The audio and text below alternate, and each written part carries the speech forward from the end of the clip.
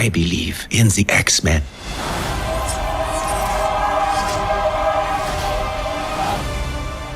I've been waiting for this for a really long time, and I think X-Men 97 is a show that deserves all the hype for its second season. The follow-up to the iconic X-Men the Animated Series couldn't have started off any better. And now, after the season finale scattered the mutant superheroes across the timeline, we're all set to witness the next segment of the narrative.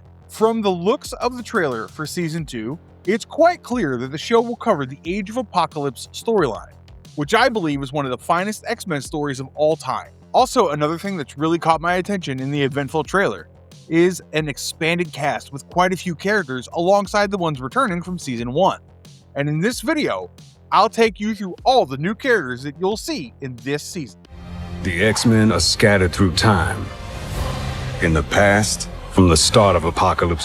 Pharaoh Rama-Tut. I have to admit, this is one of the new additions that has me excited the most, because Pharaoh Rama-Tut will surely be a major role to play this time around. He'll be an integral part of the ancient Egypt storyline, and he might just be the primary oppressor here. For those who aren't familiar with this powerful antagonist, he's none other than the time-traveling variant of Kang the Conqueror, and he rules ancient civilizations with a futuristic technology that's ahead of its time. The trailer even offers a glimpse of his iconic high-tech dome, and I have a feeling that Apocalypse will get his hands on this advanced technology and achieve his own cybernetic immortality. If you go by the X-Men evolution story, Pharaoh Rama-Tut discovered that the young En-Sabah-Nur was extremely powerful, and he ordered his soldiers to kill him. As a result, the soldiers ended up killing his entire tribe, and this massacre led En-Sabah-Nur to turn to the almighty Apocalypse. I'm very curious to find out about how his character is presented in the second season, but the way I see it, he should be a villain for both En-Sabah-Nur and the X-Men who are stuck in this timeline. My name is En-Sabah-Nur. En-Sabah-Nur. I know what you're thinking. We've already caught a glimpse of Apocalypse at the end of Season 1, so how is he a new character? Well, he isn't. But at the same time, we didn't really see anything of him except a fleeting glimpse in the climax scene. Here, the entire season will probably revolve around him, so it doesn't hurt to get to know him better. For comic book fans, he needs no introduction as the Ancient Mutant, who's easily one of the deadliest X-Men villains of all time. He's known for his arrogance, and more so for his cruel ideology, shaped by his upbringing, where he believes only in the survival of the fittest and the elimination of the weak. En-Sabah-Nur was rejected at birth because of his monstrous appearance, and a ruthless nomadic warrior raised him. Eventually, his powers allowed him to conquer anything that stood in his way, and he believed that weakness should be destroyed mercilessly. Of course, who can forget about his strike force known as the Horsemen of Apocalypse, which has also been hinted at in the trailer. What intrigues me the most is that En-Sabah-Nur, or Apocalypse, regards the X-Men as worthy opponents, and I'm sure their conflict of interest will be legendary. I expect him to be the star of the show, because the X-Men will probably have to deal with him across multiple timelines. Also, I'm sure that he'll endanger both humans and mutants, which will probably prompt them to work together at some point. Danger. If I had to pick the new arrival that surprised me the most, it would have to be Danger. This underrated character is pulled straight from Joss Whedon's comic run, and she's the physically sentient humanoid manifestation of the X-Men's Danger Room. This Danger Room was created by Charles Xavier to help the training of the X-Men daily, and it served the X-Men for many years. After she achieves self-awareness through the built-in Shi'ar technology, she goes up against mutant kind, and it looks like she's leading a brand of next-generation Sentinels to siege a facility called X-Corp in the dark future timeline. Polaris, aka Lorna Dane. This is a good time for Polaris to appear on the show, as the biological daughter of Magneto seems to make her presence felt in the trailer. Just like her father, she too possesses powerful magnetic abilities, and she's regarded as an alpha-level mutant. However, she had her memories altered by Magneto after her powers caused a tragic plane crash when she was only a toddler. So she grew up with complicated parenting and mental health issues, but she's also been an active member of the X-Men and X-Factor in various stories. In the trailer, you could spot her at the 40-second mark in the trailer video, where a young punk Lorna Dane, aka Polaris, can be seen wandering through her old room, which has photos of her and her ex-boyfriend Iceman from their happier times together. There's also a picture of Lorna with Storm and Jean, and one with the original X-Men. However, I'm confused about one thing. In the scene, it looks like a younger version of Lorna is looking at her older self, and if this is indeed the case, then it surely complicates things. Surely the X-Men need the assistance of someone as powerful as her in these troubled times.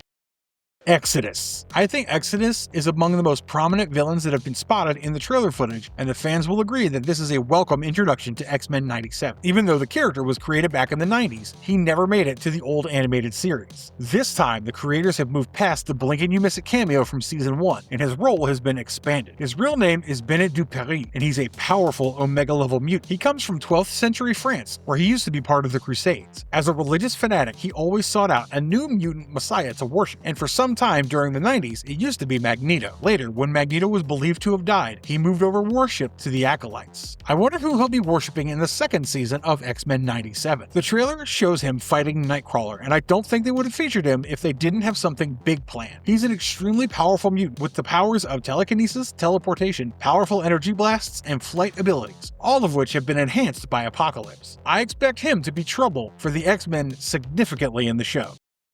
Colossus. He technically appeared in season 1, but not in his true form because it was Morph pulling off his shape-shifting gimmick. However, he's all set to be a part of the upcoming second season, and I'm very excited about this because he's one of my favorite mutants. I always thought the Colossus was criminally underrated, and I hope he finally gets his due. Colossus, aka Peter Rasputin, has been the X-Men's Russian powerhouse since 1975, and it's a shame that he only featured in 2 episodes of X-Men the Animated Series. The trailer footage shows Colossus holding the body of his sister Ilyana, and she seems to have died in the Genosha massacre. If you go by the comic book narrative, then you might see his character take a darker turn as his anger takes over following the tragedy. The trailer does show him wearing the traditional Acolyte costume, and I wouldn't be surprised if the show narrative explores his life as an Acolyte of Magneto.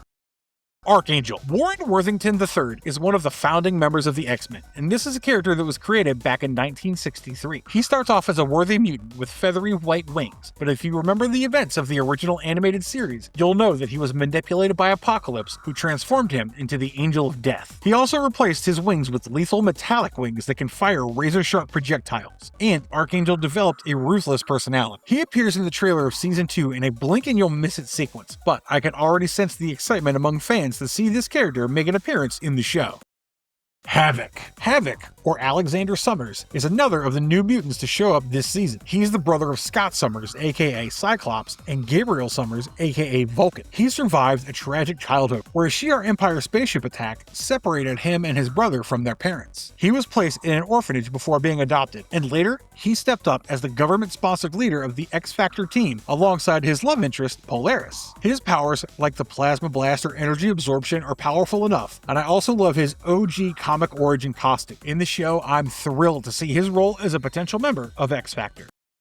Wolfsbane. For those who don't know about this underrated mutant, Wolfsbane is Rain Sinclair, a Scottish mutant who can transform into a full wolf or a hybrid wolf-human form with enhanced speed, strength, and heightened senses. Unlike traditional werewolves, she's not restricted to the full moon and retains her human consciousness in all forms. She was raised by a hyper-religious father who believed she was possessed, and later she was rescued by Dr. Moira McTaggart and joined Professor Xavier's school, becoming a founding member of the New Mutants. In X-Men 97 Season 2, Wolfsbane will play a significant role as a new member of the government-backed mutant team X-Factor, finally getting an actual appearance after only a cameo as a Polaroid photo on Forge's wall in Season 1. In the Season 2 trailer, she appears alongside the other X-Factor members, including Havok, Polaris, Multiple Man, and Strong Guy. She is shown crouched on all fours in mid-transformation with fangs bared, wearing the team's distinctive green and yellow colors. I think her addition to the roster of mutants will only make things more interesting in Season 2.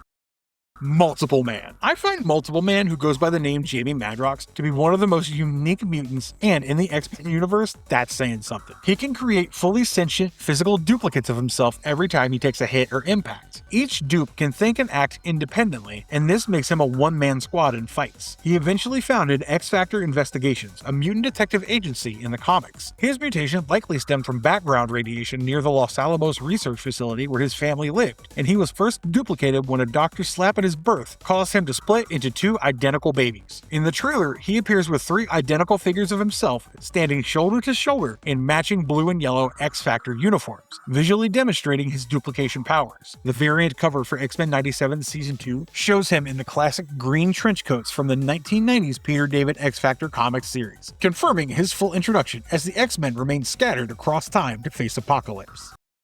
Quentin Quire, aka Kid Omega. Kid Omega is an Omega level mutant, and he's actually a relatively new creation, having first appeared in 2003. His name is Quentin Quire, and he's extremely intelligent and rebellious. His pink hair reflects his anti-authority attitude, and he once formed a radical group called the Omega Gang, following which he even took Xavier hostage. Later, Wolverine took him under his wing and he developed into a fine anti-hero character. Of course, his presence in the trailer of Season 2 probably means that he'll be a part of the X-Factor, and it'll be fun to see these new age mutants fight it out in such a serious crisis.